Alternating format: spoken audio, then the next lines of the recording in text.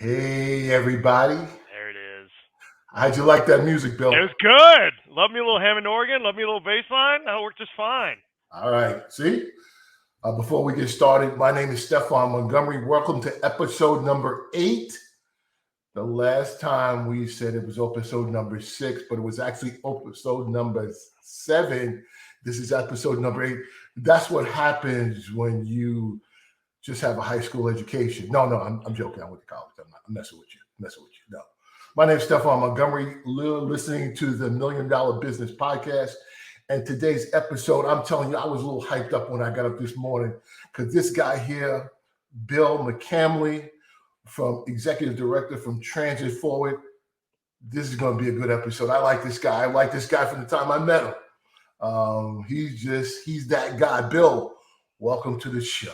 Thanks, man. I appreciate you. Hope everyone listening out there, if you're listening on the day it comes out, is having a great weekend, enjoying this wonderful spring weather we got. Yeah. They say, today we're taping it. And Bill, you're up in Austin, right? I'm in Austin. Yes, sir. Yeah, we're down here in Houston, and they say we're going to have some kind of weather system here today. Hail. That's what it is, hail? Mm-hmm. Up here, there's tonight and tomorrow, so stay out of that, but otherwise enjoy it. Well, I gotta pull my cars in the garage. Yes, sir. That's not going to be a good look. Okay, thank you. I didn't know that. Guess I should pay attention to the news a little bit better. So I'm gonna read Bill's bio a little bit. Bill McCamley is the Executive Director of Transit Forward, Austin 501c3 organization with a mission to educate and engage our friends and neighbors about transit with a focus on Project Connect. And Bill has spent 20 years as an elected official in New Mexico as county commissioner, state representative, secretary of the New Mexico Workforce Solution Department, which is the State Department of Labor. He also has experience as a university instructor and in the private sector as a founder of Rojo Link. Rojo. We got to work on your Spanish. We got to work on your Spanish, Stefan. Oh, Rojo. Yeah, we got to work on that. You're from New Mexico, so. Es muy importante para mí hablar en español. Oh, excuse me, brother. Don't make the host look bad, brother. Come on. Rojo Inc., a custom good company that donates a portion of proceeds to feed hungry kids around the world. It's a bachelor's degree from New Mexico State University in Government and a master's degree in public policy from John F. Kennedy School of Government. He's been in Austin since 2021. And he has fallen in love with the people, the water, the dancing, the food, and the music. Amen. As he told me, he's a drummer. Now, let me just tell you, I met this guy maybe about a month or so ago, about 2 months ago. And right. I like this guy from the moment I met him. And we're going to put a picture up of me and you together because we're the brothers of, I like to call us. Stefan's just saying this because we're aerodynamically engaged. Yeah, we're aerodynamic, brother. That's right. Yeah, we're clean. We're clean. We're clean. We're the clean brothers. We're Mr. Clean's younger brothers. How about that?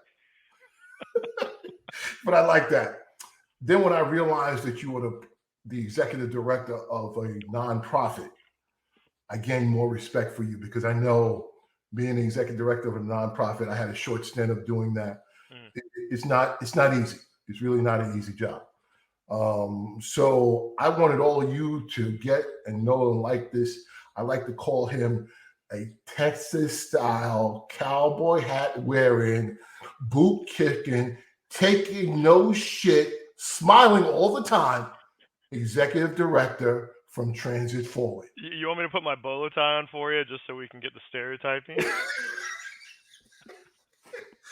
But Bill, now honestly, you're here in Texas, but you're from New Mexico. How'd you get here? Where are you really from? Yeah, so I was actually born in Korea. My dad was in the Army. We moved there when I was 2 to the Northern Virginia area. He got stationed in the Pentagon. And then when he retired, my folks weren't real excited about my sister and I growing up in kind of Suburbiaville, and they wanted to try somewhere different. So we moved to Las Cruces, New Mexico, which is definitely different than Northern Virginia. And I ended up staying there. I went to high school and college out there, did 2 years of grad school out in Boston, decided I want to come back and run for office. So I went back to my hometown. I ran for county commissioner of Doña Ana County, which is my kind of home area when I was 24 years old. Got elected when I was Okay. 5. Did that for 4 years. Had a couple of failed political stints. I ran for Congress in 2008. I ran for the New Mexico Public Regulation Commission, which for those of you in Texas is probably most similar to the Texas Railroad Commission. Didn't win that in 2010. I was out of politics, didn't want to do it anymore, was sick of running my head into a brick wall. And I got a call from our local party chair about 2 weeks before the filing deadline in 2012 saying the lady who was my state representative decided she didn't want to run. And that's pretty late in the game. And like, please, we need someone. People kind of know you. I'm like, shit, I'll try to do this, right? Are we allowed to curse on this, or is it going to Oh, of course we are. We're adults. We're adults. Yeah, we don't. be? If the kids are listening, we give it a PG rating, but Just, we're adults. just want to make sure I'm okay. So I said, okay, I'll try this again. I ended up getting elected. I spent 6 years in the state house. Did a lot of tax policy work. Did a lot of work on cannabis legalization. That was one of my bills. Okay. Yeah. Worked a little bit on early childhood education. Worked on death with dignity. My father had passed away, and I didn't want other people to have to go through a situation where they were in pain and didn't control their own end of life decisions. So Okay. kind of a myriad of policy stuff that I was working on. But I also, my last 2 years there, I chaired a committee called the Labor and Economic Development Committee. So did a ton of work on getting structural stuff set up in the state to be able to get businesses in. And that included making a well-paid, well-educated workforce and working on minimum wage increases, working on apprenticeship policy, that sort of thing. And so eventually, when our new governor got elected in 2018, I applied to be and was selected to be the secretary of the Workforce Solutions Department. That's just another name for the Labor Department. Okay. Did that for about 2.5 years. It was a really interesting, varied job where I worked on apprenticeship policy. I worked on minimum wage stuff, working on wage theft, which actually became an issue here in the news in Austin recently, where sometimes employers don't pay the minimum wage. And it was my department's job to enforce those rules in the state. So did that stuff. And then COVID happened, and I ran the unemployment office. So as soon as that kind of happened, that's pretty much all I did for the next 13 months. It was challenging, to say the least. And there came to be some situations at the end where we had car bombings and there were death threats. And when folks got my mom's address, I decided to kind of call it a day. It was And that bad. It was that yeah, bad. yeah. I was on TV every couple of weeks or so talking about the system. And, we don't need to go into detail on it, but I could write a master's thesis on how the unemployment system was created in 1937 for an economy that we don't have today. It's completely different and was not set up to do what the Feds asked it to do during COVID. But we did the best we could. We got people aid as fast as we could while trying to really safeguard the system against fraud. You get a lot of thieves that come out in that system, and that balancing act is really hard, because if you go too heavy on the security front with fraud, people that really need the money don't end up getting it. But if you Okay. just give everybody the money, then a bunch of thieves come in and take it. So it's a tough balance. But yeah, it was not an easy time of my life. I had a relationship that didn't work. Obviously the job was pretty bad. And after the people in my position in other states had to have police escorts. This was about the time where there were threats to kidnap the governor of Michigan, the Secretary of State in Okay. Arizona Yeah. at the Yeah. I time, and remember getting that. police escorts. Yes, I was pretty close to asking for a police escort for myself and my family. I just decided that wasn't reasonable. So I let someone else take the job, and I got here in Austin in 21 with a car and 4 bags of clothes, doing the life reset thing. Was really happy to eventually transition into Transit Forward. You'll learn, if you're Secretary of Labor and you're talking about workforce issues, people need 3 things, 3 really important things to be able to get to their jobs and be productive workers. Got to have affordable housing somewhere relatively near where the job is. You Right. got to be able to have the transportation options to be able to get there. Car, bus, train, whatever it takes, bike, whatever works to be able to get there. And you got to have childcare. A lot of data, at least the last time I looked at it last year, was showing that women were still fairly underrepresented in the workforce coming back from COVID, because a lot of times women are the primary child caretakers, and childcare is tough to find here and it's really expensive, right? But when I got the job at Transit Forward doing education and engagement work about the new bus, train, and overall transit system here in Central Texas, it was great because those first two issues are really tied into what I've been doing now for almost 2 years. Obviously, the direct work with trains and buses, that really fits the bill of allowing people an option to be able to get to their jobs, get to hospitals, get to where they're playing, school, et cetera, and so on, without the expense of having to have a car if we can have better public transit options. And then Transit Forward has been doing a ton of work as well on the Okay. housing issues Okay. surrounding transit. But Bill, let's just stop there for a moment Shoot. because you're migrating into a lot of stuff, and I want to make sure the audience, because I know you're passionate about this. Whenever you're executive director of a nonprofit, Yeah. you have to be passionate about what you do, right? Yes, sir. Because people have to believe in you. So let's just go back. Explain what Transit Forward is to the audience. Yeah, so here in Austin, a nonprofit was founded in late 2021 to kind of do, I call it a three-legged stool of responsibilities. How do we help educate folks about the new transit system being implemented here in Austin? Communities across the country have found that when you vote on something initially, as Right. Austin did in 2020, Right. that's when the work starts, not when it stops. Right. You still have people that don't like it. You still have challenges letting folks in the community know what's going on. So one of the things that we do is help educate people in the community about what this system is and what the benefits are. So a couple of examples of the things that we do. We have a quarterly partner lunch that we do every 3 months, and we generally have a panel discussion about a transit related issue. We've done ones on housing, we've done ones on labor. The one we just did in coordination with a national convention called YIMBY Town was talking about the interaction between traffic safety and transit. A lot of people know that traffic sucks because they hate sitting in it. They don't Right. know that it increases stress, increases weight gain, increases domestic violence. There's monetary penalties for this, all sorts of issues. And so we were talking about how transit systems, because if people ride transit, obviously traffic goes down and it's safer, communities become better. So that was the last one we did. We do columns. We just had a column in the Austin American Statesman a couple weeks ago talking about the economic benefits of transit systems across the country and why they're applicable here in Austin. So you have those types of issues. We help with engagement, and probably some of the best work that we did was last year, the Austin Transit Partnership, which was the agency set up to build the light rail portion of Project Connect here in Austin. Right. It also includes buses, housing, that sort of thing. Right. They had to restructure what they were doing.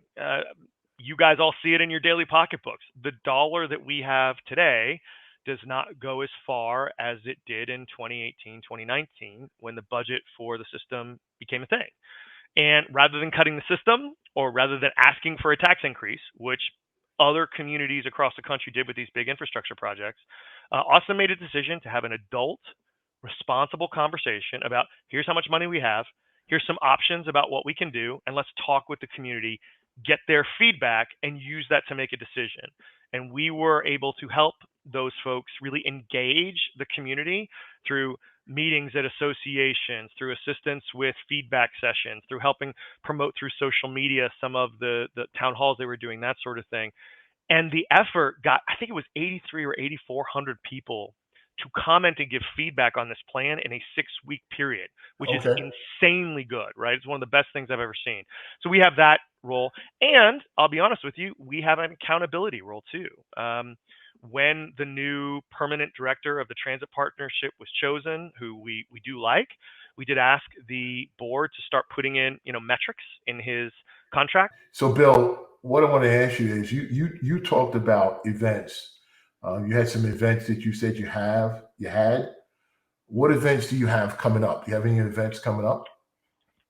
Yeah, so the next quarterly partner meeting we're going to be doing in mid-May is going to be talking about how transit can help with accessibility for some of our folks in the differently abled community, right? So if I'm running around in a Okay. wheelchair, having a bus or train is not just fun or a choice, it's a necessity, right? If Okay. I'm visually impaired and I need to be able to get to work, I can't drive, right? How do I get the transportation options I need to have to be able to get around and get to work and get other places I need to go? So in May, we're going to be partnering with a group here in Austin called the Adapt Coalition, which is the wheelchair riders, to have a talk about what that means, both in terms of transit directly and also Okay. the housing that's being built near transit lines. Okay. Now, Bill, how big is your staff? You're looking at them. You're it? Mm-hmm. I'm Wow. the accountant, PR guy, policy guy, communications guy, all that. You're everything, huh? Yeah, it's kind of nice. My last job, I was responsible for like 450 people, and HR was challenging. So now I've only got to organize myself, which can be challenging as it is, but it's a little simpler in that regard.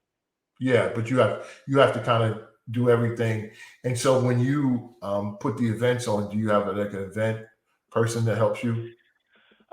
We haven't needed one yet because we only do them every 3 or 4 months. We also, frankly, have found value in partnering with other organizations to be able to help do these sorts of things. So um, our board has been really active. They're great. Nonprofit boards. If you're in a nonprofit, it's pretty common to have one or two people that you have issues with. Literally everyone on my board is awesome. Like, I'm not even just saying that because they're my bosses. Like, working with them is amazing, and a lot of them are executive directors of their own organizations, so they know what it's like, and so they know how to do the role in a way that allows the mission of the organization to come first, which is great. But we also partner with, for instance, a group called Aura, which is a bunch of the urbanist alliance folks here in town that work on transit. They work on housing, and so they help us with a lot of our stuff. We partner with another group called Farm and City, who does the similar types of things. We've had AARP sponsor some of our meetings. We've had the Mitchell Foundation, which is an environmental group, sponsor some of our meetings. So we found that true partnership with other organizations allows for nonprofits as a whole to really expand the power of getting their messaging out without necessarily having to hire more folks. Okay. Okay. So Bill, you mentioned a couple of things I just want to clear. This is for my audience and for me, right? So you got ATP, Yeah. right? You have Transit Forward and Mm. Project Connect. Yep. So explain all that to me. So Project Yep. Connect is the building of the whole line. Is that what Project Connect is? Yeah. So there's 3 organizations here in Austin that have responsibility for the overall umbrella of stuff that Project Connect is. And Okay. Project Connect is about let's define this. It's about 5 things. The one that everyone kind of sees in the paper all the time is the light rail portion. And frankly, Right. that's the biggest fiscal part. That's about $5 billion of the $7 billion plan will be a new light rail system that runs basically through the center of Austin, connecting 2 of the biggest places that folks live to the downtown area where UT is, the capital is, a lot of hospital resources are, a lot of places where people work, right? So that's the light rail. You have upgrades to the commuter rail line. We do have a rail system here in Austin. It's one line called the Red Line. And Project Connect has helped paying for a couple of upgrades, at least right now, and more in the future. But the 2 that they started working on now are, number 1, the soccer stadium station that I just told you about, that is opening. It just opened a couple of weeks ago, allowing for a hell of a lot more people to get in and out of the stadium on game days, because obviously, Okay. a lot more folks are commuter lines. The other thing is that rail line was created in the 1800s and was one of the initial uses was to get quarry rocks from 20 miles north of Austin down into town to build the state capitol. And you Okay. can still see on the northern part of the line, if you look over to the west side of the line, where some of those rocks fell off the train back in the day. But Okay. it's one line in most places. And so when it was initially built, they built 2 tracks at some of the stations, because if a train's coming from the north and another's coming from the south, you don't want them running into each other because everybody dies, and that's not good, right? So That's not you good. want Yeah, to no. align those up. What they want to do is start what they call double tracking the whole thing, which is building a line on each side. Okay, we had a little technical problem, but we're going to go back. So let's talk about it. So we Project Connect. You talked about the 2 the commuter rail, Yep. right? And the double tracking. Yep. That's one. That's So the commuter rail. light rail, commuter rail. There are new bus services that are Okay. being brought online, what they're calling Metro Rapid bus lines. So these are lines rather than that stop every block, have specific stations set up along a route. Right. And those two new bus lines are actually being targeted at areas in Austin that are traditionally underserved. A lot of black and brown communities that back in the day were zoned for racial reasons, which is not Right. great, but meant a lot of people didn't get resources. They're being targeted there because there's a real Right. need. There is another service here that Cat Metro is running, which is the organization that runs all this stuff called the pickup service, where it's basically a publicly financed Uber where they have little buses. And if you ride it during the day, it's like $1.50 or some really small price. And Project Connect is paying for some of those services. The first one of those came on a couple of months ago in another traditionally underserved community here. And then when the voters here voted on Project Connect, they voted to put $300 million into what is called anti-displacement funds, because there's a worry that as transit comes in, the price of real estate goes up, right? And that Right. makes it hard for some people to stick around. So some of those dollars are being used programmatically. So they're funding organizations that help people that live in those areas with childcare, job training, help with rental assistance if they need it, that sort of thing. And another pot is actually being used to buy some apartment complexes that are already in those areas so that they don't get bulldozed and made into $1 million condos. So there's an understanding here that there's a real connection between housing and transit. Now, you talked about who runs these different things. So the city is running the housing portion of this. Capital Metro is responsible for the commuter line improvements, the new bus lines, and the pickup service that we just talked about. Okay. And best practices across the United States when new large services have put in, like train lines, like light rail lines, have found that a lot of times transit agencies, in this case here in Austin, Cat Metro, they're focused on running the bus line. They're That's focused right. on running the train line. That's They don't right. have a lot of times the expertise or the bandwidth to really focus on designing, engineering, and building a $5 billion train line, right? So what researchers have recommended is you form a separate group where that's their That's total right. responsibility. That's So right. here in Austin, we're one of the first places around the country that are testing out that theory. And that's what the Austin Transit Partnership is. It's, for lack of a better word, a joint powers effort between the city and Capital Metro to come together and put this agency together. So that's kind of the roles and responsibilities of each one as the different portions of Project Connect evolve. Okay. All right. So that helps. It helps the listener to understand what Project Connect is. Yeah. All right. So now, as transit forward, would you say that you work hand in hand with Project Connect oversight? What is it? What would you say? I would say 90 to 95% of our time is spent doing our education and engagement work.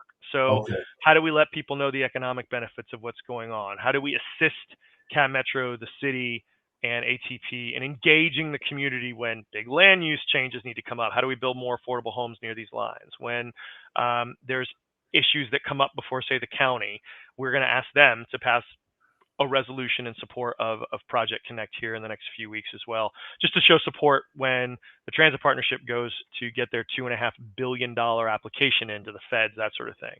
But I Right. will say, Stefan, we do have an accountability role as well. And a few weeks ago, when Cat Metro started their service to that new station at the soccer stadium, the service could have been better. There were a Okay. lot of issues with folks getting up there. Now, to the credit of Cat Metro, they had over double the amount of people they had at any game last year. People got on really early in the train line rather than later on. And a lot of people here don't know how to ride a train. Like, you're from New York, right? Right. If you go to a Knicks game and you're taking the subway, everybody knows that you kind of cram on there and go all the way to the back so that you can get people on and off. People here tend to go on the train and stand right by the door. And that creates delays and lessens the amount of people that can get on every Sure. train car. So people are learning that, but it wasn't good enough. I'll be honest with you. So we had to go before the Cat Metro board and say, hey, I am a season ticket holder. I was actually not able to get to the game because the service was not where it should be. Okay. And I went and said, hey, look, this needs to be better. Every time someone takes an Uber instead of a train, we possibly lose a train rider. However, to their credit, the CEO of Cat Metro, Dottie Watkins, apologized sincerely. She listened to what the issues were, and she got her folks to work. And so last Saturday, when the second game happened, and it was the first day of South by Southwest, which Right. brings 250 to 300,000 people to Austin, a lot of whom who ride the train, right? The service was impeccably better. They Okay. were much more on time. The flow was good. They had people on all the platforms to help with communication. Leaving the game, that new station allows for 2 trains going each way to line up at the same time. So you're able to get people out a lot faster and more efficiently. It was just a night and day response. And we were so proud of that. Because look, let's be fair, and you've seen this before too. If there are issues, public agencies have 2 ways to respond. They can either cover up their ears, close their eyes, blame someone else, and not do anything, or you can acknowledge the problem, get to work, and fix it. And Cat Metro chose option B, which is awesome. And we hope that continues, and that's part of our role as well. That's cool. Yeah. So now, Bill, as you take on these responsibilities, are you going to hire a bigger staff? We'll see. As any nonprofit knows, fundraising is an issue. And so right now, these are our resources. And to be fair, like I said, our board has been very active and involved. And we've been really, really focused on partnering with other agencies. It's funny. Transit is not a traditional partisan issue in a lot of ways. We find there are a lot of folks that support transit in the business community because it's good for business recruitment. Right. It's good for getting workers to where they need to go.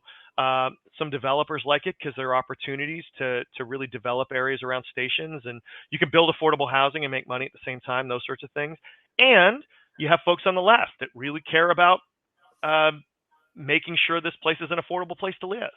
If you can live near a train or bus line, and if you can give up a car, you can save $10,000 a year in expenses. That is the most concrete affordability thing we can do here in Austin. So you have those folks that really like this. You have the climate change people.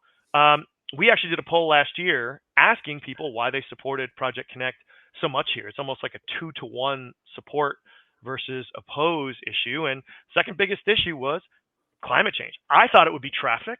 Okay. But I think we're finally to the point where people are internalizing what climate change is. You're seeing, you're in Houston, we're in Austin, you're seeing 40, 50 days in a row over 105, not even 100 anymore, right? Droughts, ice storms here in Austin during the winter, crazy ones that knock the power out for 4 or 5 days. It's a thing, right? And so I think people are finally seeing that and understanding that, hey, climate change is real. We're causing it by using fossil fuels. The more I ride a train, the more they're available, the more that I can ride the bus, the less I am contributing to climate change, right? So those things give us an interesting coalition of folks to bring together to support these things. So, Bill, you mentioned, when you got a nonprofit, it is sometimes raising money. Yeah. How do you raise money, Bill? If people are listening to this podcast and they want to get involved, they like your nonprofit, what do they do? Like, how do you get your money? Yeah, we're not set up yet for individual contributions. So far, we've had, agency sponsors help us out, the Real Estate Council, the Chambers of Commerce. We've had some of our partners in the private sector really help us out, and that's how we're getting started. But we've been going now I've been on this job less than 2 years. And so it's been really pedal to the metal from day one on a lot of this other policy stuff. And we're just now, really trying to figure out what that means in terms of moving forward. But if people want to sign up, they can email me. My email is bill@transitforward.org. So BILL@TRANSITFORWARD.org. And you can get on our email list. And that is a way for folks to really, every couple of weeks, I send out an update about things that are going on. I don't want to overload people's email boxes. I'm sure, some organizations like to send stuff out every day. I like to kind of keep it a little bit more moderate, but that's a good way to keep up with some of the things that we're doing and the issues we're seeing. So we'll post this on our website. Yeah. We'll also link our website here to yours. Appreciate it. We'll make sure we put it in. Kyla, this creative producer I got, she can do everything, so she'll figure it out. I'm not. there's a reason I got her, because it's not because I'm good at this. So it's good to have a person that can do everything. Oh yeah, she does everything. She's real good at that. So that's what I was going to ask you. So this podcast really is to help the small business community. This is why I set this up. I'm passionate about making sure small business gets. So if a small business is listening to you, right, they're listening to this podcast, they're probably saying, okay, Steph, nice that you had Bill on there. Good thing that you two are, Mr. Clean and you guys get along. What is the return on investment? What's the value that Transit Forward would bring to a small business? Well, I would say the value that these new transit projects bring to small business, I would say two things off the top of my head. Okay. The first is the direct benefit to a lot of small businesses in the engineering, construction, operations places, right? So Austin is growing. We're now the 10th biggest city in the United States. Just yesterday, I think we saw that Austin is still the 5th fastest growing large metro area in the country. And all of the new transportation projects that are being worked on around here, you've got airport expansion. There's a proposal, and that's going to start pretty soon, to expand I-35, the big interstate running through Austin. You've got Project Connect, the new bus routes, the new train routes, and they're building a new convention center here. They're basically taking the old convention center, knocking it all down, and building a new one from scratch. Okay. So with all of those things, in addition to all of just the growth going on in the housing market, the roads, et cetera, there's going to be a need for 10,000 new workers every single year until 2040 here in Austin, right? And so what does that connote? There's a lot of opportunities for small businesses to get involved in the construction and operation of all these new systems because we need them. And that is a benefit there. I would also say, Stefan, for businesses that want to locate near a transit stop, like a light rail stop, there's been a big controversy here regarding a hamburger stand called Dirty Martin's that is located across the street from the University of Texas. It's been there since the 30s. And the initial plan was to eminent domain it, knock it down, because the street is a weird configuration, and they were trying to figure out how to get the rail through there. The engineers at the transit partnership spent a lot of time trying to get a new solution to get the train line through this weird S-curve there without knocking it down. And they finally came up with a new engineering solution. But during that time, a lot of data came out showing, because there was a lot of conversation about trains versus cars to get you to your business, there is so much benefit for small businesses, especially retail businesses, to be located next to transit stops for 3 reasons. Number one, you have a lot of folks that can come to your store without having to worry about parking. That means you can get more flow and more profit into your business at any one time without folks having to worry about driving their car down, right? Number two, it's better for your workers because they can get to those stations without having to worry about driving, getting stuck in traffic, that expense, et cetera, and so on. Number three, you as a business don't need to worry as much about maintaining parking because you've got people coming at you from the train line, right? And so there's actually a chain of smoothie stores here in Austin called Juiceland. They're actually excellent. They're really good for health stuff and they taste good. Where we talked to the CEO last year, and he used to be the regional director of Starbucks in Denver. And okay. He was very specifically and passionately about the benefits that he saw from his retail shops being near light rail stops, right? Okay. So for the business community, you've got a situation where there's all these direct possibilities to help earn a better living. And for retail, it's going to be better for you overall. And then, frankly, Stefan, from an overall business recruitment standpoint, large corporations, they want to go to places with transit because they want their workers to be able to get there. You know, we've got the Copa America coming to Austin this summer. For those of you guys that don't know that, this year it's the championship between all the countries from Canada down to Chile and Argentina for soccer. Right. I think Venezuela and Jamaica playing in a game. We've got another couple.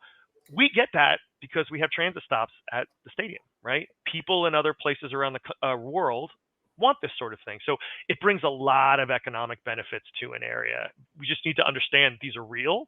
They affect folks and they give folks a chance to live better lives. So I want to go back just one subject because we talked about the small business. Yeah. but we also I want to talk about the workforce a little bit, just a little bit, because that seems to be a problem no matter what city you go to. Workforce, it's an issue everywhere. Do you see anything being done? I thought I read something recently where the mayor of Austin said some things about workforce development. I can't remember what it is, but do you see anything on the horizon or programs?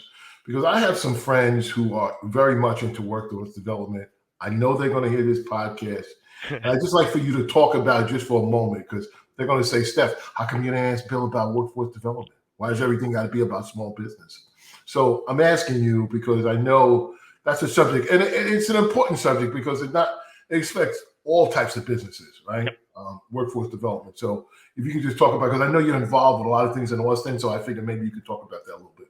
Well, you're asking the right guy. I told you I spent 2.5 years as a secretary of labor, right? Yeah. Right. So about a year and a half ago, the city engaged the local workforce board, which is the Capital Area Workforce Solutions Organization.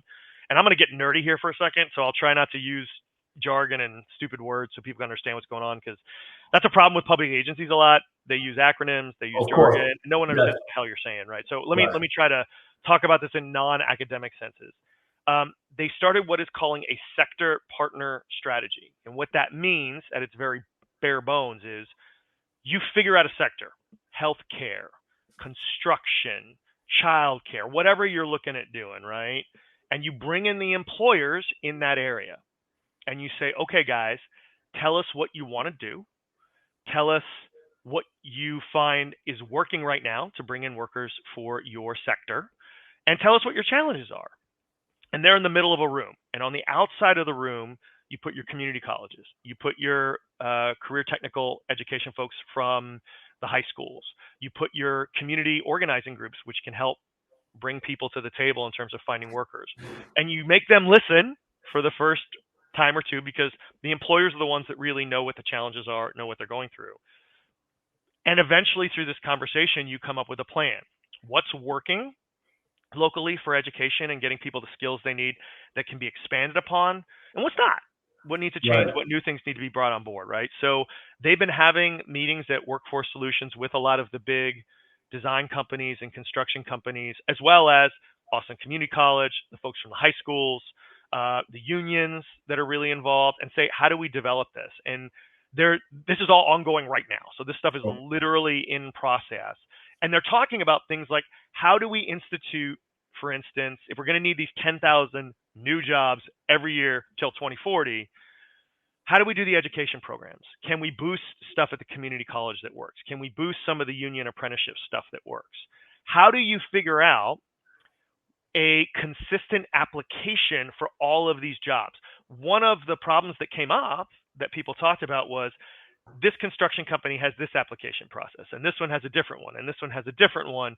Can you come up with something that's a little bit more unified, so that if I'm a worker, I make one application, it can go out to everyone, and then I do my interviews, right? How do you get childcare access for more female members of the community? The construction, it's like 90% of folks in the construction industry over that are dudes. And that's not an efficient workforce model. And so if women want to get in there, how do you find ways of making them more welcome? Childcare is obviously a big deal, right? So they're talking about that. The thing that you mentioned, and one of the outcomes of this new process, is called the Infrastructure Academy. And the city just passed a resolution giving the city leadership some go-ahead to start talking about how they work with Workforce Solutions, the local workforce board, to fund some of these efforts to get the people the skills they need to be able to get these jobs. And I'll close by just saying there's two types of folks that are generally the targets. Number one, folks coming out of high school, folks in community college that are just getting into the job market. And then if you've got someone maybe in their late 20s, early 30s, hell, mid 40s, that's been working retail, doing something they don't want to do, can they go back and get these certificates and skills they need to be a carpenter, an iron worker, an engineer, someone who can be a bus operator? Because it's not just constructing the jobs that are needed, right? Cat Metro is going to need folks that can engineer the trains, fix the buses, et cetera, and so on. So that's really what's going on there. Does that make sense? Yeah, no, that makes a lot of sense. And I know that you left the other day when we had this meeting, but the Urban League is doing some work. They're doing some work behind the scenes when it comes to that on the construction side. They were talking about their certificates that they have, and that they're taking people who are incarcerated, who just and they're working with them. And I think in 6 weeks they got certificates that they can be on a construction site. So we're actually going to have the gentleman on from the Urban League. He's going to be talking about that soon, right? We're going to have him on soon. So that's really important. I would say two things that are the folks. Utah's doing a good job with this. They're looking at folks that are what they call reentry, folks coming out of the criminal justice system back in. How do you get those folks in? The other issue you can look at is new refugees and immigrants. Like that's been a traditional backbone of labor here in the United States. Utah did a really good job of welcoming a lot of these refugees from across the globe and saying, how do we teach folks English? How do we because these folks want to work. They want to work. They want to contribute to a place where they're coming to get their freedom. And they're really working those in. So I would say those are two of the more kind of non-traditional areas. But as we see a workforce where you don't have as many people that are in the workforce now, so it becomes a little bit more picky choosy, folks are really trying to figure out what's best for me. You start saying, all right, let's get some of those folks that might be reevaluating what they want to do. Let's figure out some of where these new folks can come in, and let's show them these are good jobs, Stefan. I mean, if you get the skill to be a good construction person or an engineer, it's great money to start, and there's a path to really developing your career. That's right. And a lot of guys in construction, they get some training, and before you know it, they got their own business. Well, and Stefan, that's one of the issues. You just said guys. How do we get more women involved in that area? That's true. And I will say this, on the healthcare side, it's the flip side, right? Everyone that's nurses or phlebotomists, like most of those folks are women. How do we get rid of some of these stereotypes? Because it's just not efficient use of your community's resources when every woman thinks they have to be a nurse and every dude thinks they have to be a construction worker. Yeah. Well, I know in New York they have an academy for non-traditional jobs. That's right. And I don't know if they have something like that in Austin, but I'm sure they will in time. It's like everything. I don't know if I told you, I opened an office in Austin about a couple weeks ago. So yeah, I'm coming too.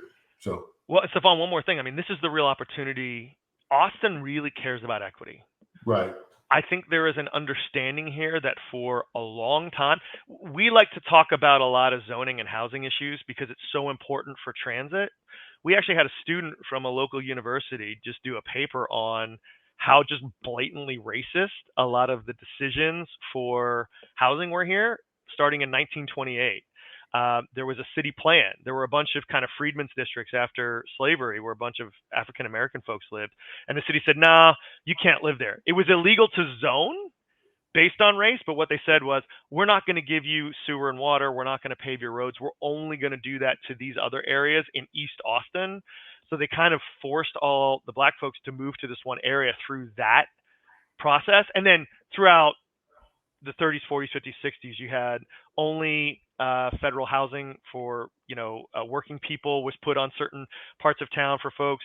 All these things that you hear about development, minimum lot sizes, compatibility restrictions, limits on how you build apartment complexes. They were all initially done to keep white people in certain places and black and brown folks away. And I think there's an understanding of that was a serious issue here in Austin. And you're starting to see some real efforts at trying to make that better. Like we talked about the pickup service and the new bus services, just specifically going to places that are underserved. I know that when looking for new contractors, the city and I think the transit partnership are really buying into the federal regulations about, hey, we need folks of color to be able to do this, right? And so it's a real opportunity to help boost equity by getting folks involved in the process that maybe for the last 100 years might not have traditionally been there. I know I'm not probably the best vehicle for that, being who I am. But Bill, let me just say this: for somebody like you to recognize that is appreciated, right?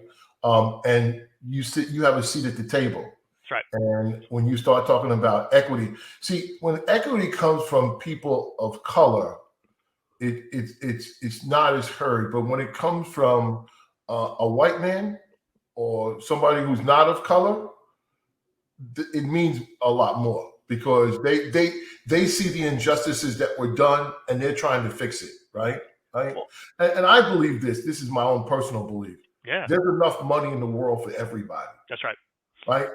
There's not have to be a certain group of people that got to have all the money, right? And they don't have to protect their money. They got their money already, but there's enough money in the world for everybody. And this is why I do what I do, because when it comes to having equity, people of color need to have their own equity. And that is usually by owning your own business. Right. When you work for someone, it's great, and you may make good money, but you don't have the final decision. You can make, if you're making, let's just say $250,000 a year, if you're on your own, in time, you could double that, right? Because that means you're smart enough to do that. And so when you say that, when others say that, that's why I do what I do, because I want everybody to have equity. I don't want to take away equity from the white man, by no means, but I just want to show that there's so much work to be done. We talk about this workforce, and we talk about things, we're going to run out of workers. Well, workers come in every shape, sizes, colors, right? Men, women, gay, lesbian, don't matter, right? Yep. Workers are workers. So it's important for us, especially on this channel, that we give everybody an opportunity. We want to work with everybody, right? I got everybody coming on this channel, because that's what the world is. The world is just not black. It's not just white. And I know some people want to hold it, and they don't want to let it go, but let it go. When you have a diverse workforce, you have a better workforce. Companies that are diverse do much better than companies who are not. Well, and let me say this, Austin has not been the best community in the country for keeping Black and brown folks in. In fact, one of the members of our board is a pastor at a Baptist church. He's actually my local. I actually go a few times a year. It's actually more energetic than the church experiences I'm used to, which I actually like a lot. But he was telling me a lot of his parishioners have to move out to the surrounding communities because they can't afford to live here anymore and commute in to go to church. So I'd say two things. Number one, well, overall, let me just say, I don't want to live in a community with a bunch of white people. Like, diversity is good. It brings energy. It brings culture of everybody, right? And so I wouldn't want to live in a community where everyone was black. I wouldn't want to live in a community where everyone's white. Right now, Austin has become whiter, but there's two things. Number one, can we really build on those economic opportunities? That's right. And I know you've been really involved with discussions that the Urban League and NAACP are talking about as Project Connect moves forward. And how do we build more housing? One of the only communities to gain population with Black and brown folks in the last 20 years is where you're at right now in Houston. And there's a direct correlation with, they built more housing. They built more townhomes. They built more condos. They built more apartments. There was more housing. It was more dense. That allowed for housing prices to come down a little bit and allow for people of color who unfortunately tend to be in the lower demographic categories to be able to live there. That's right. We need to do the same thing here in Austin if we truly care about equity. And I think you hit it right on the nose. You said Austin traditionally has been a town where people like me come here. You either come here to go to UT, you come here to get a job, and you want to stay because it's a cool damn place to live, right? But if you can't afford to live here, the musicians, the folks working as riders on the ambulance, the teachers, all those folks, if you can't afford to live here, you're not going to want to stay. And so how do we make sure that as we develop these opportunities, folks of color can have the opportunity to get the money?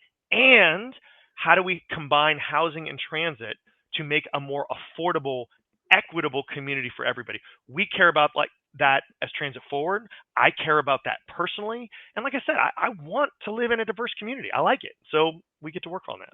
Yeah. And that's why the decision makers at some of these boards has to be diverse, have to be people from the community. So I think it's important. And Bill, I appreciate you coming on here and us going in this direction, because these are the conversations that sometimes people don't want to have.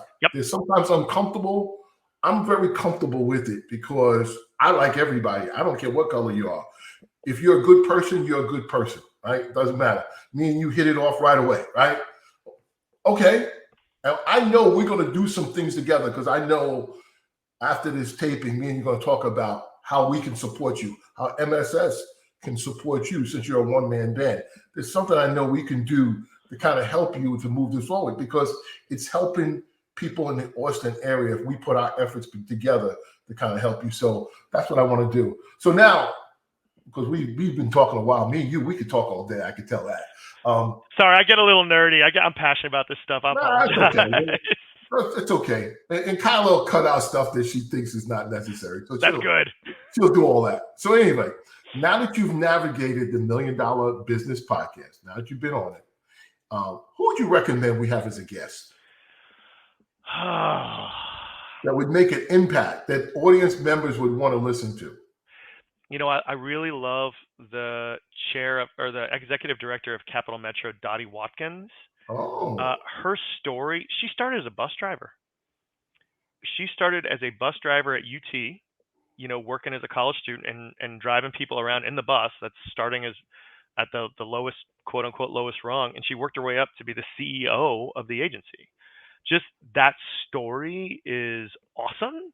And, you know, when I was talking about the improvements that Cap Metro made from the beginning soccer game to the 2 weeks later, Dottie was on the platform when I went there at 5 o'clock to go up to the game, personally supervising the improvements.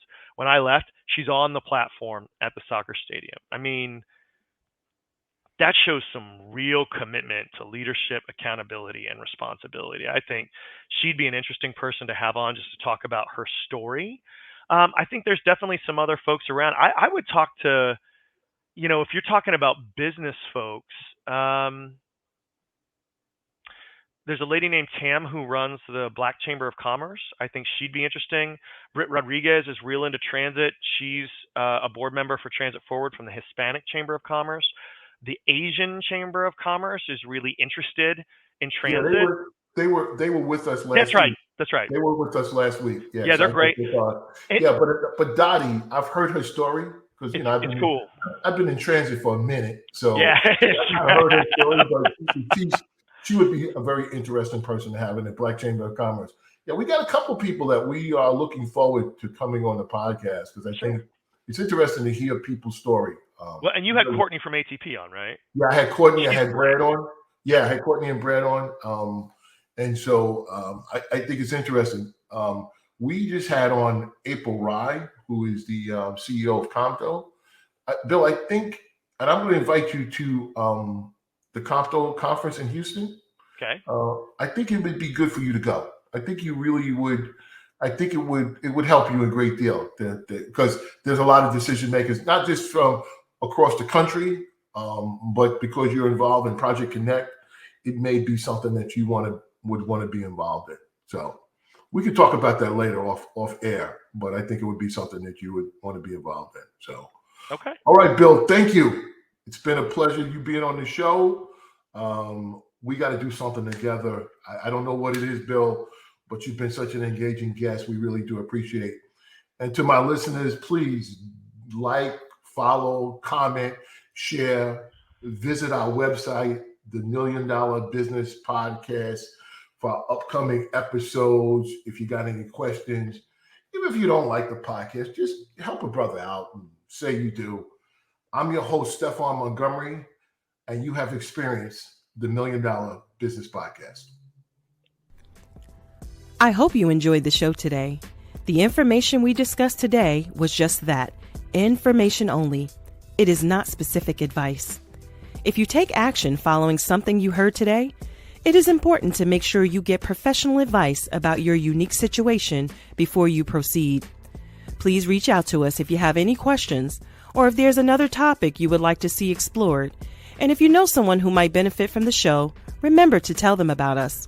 You can find the $1 Million Business Podcast on all podcast platforms or our visual podcast on YouTube. Thank you for viewing and listening.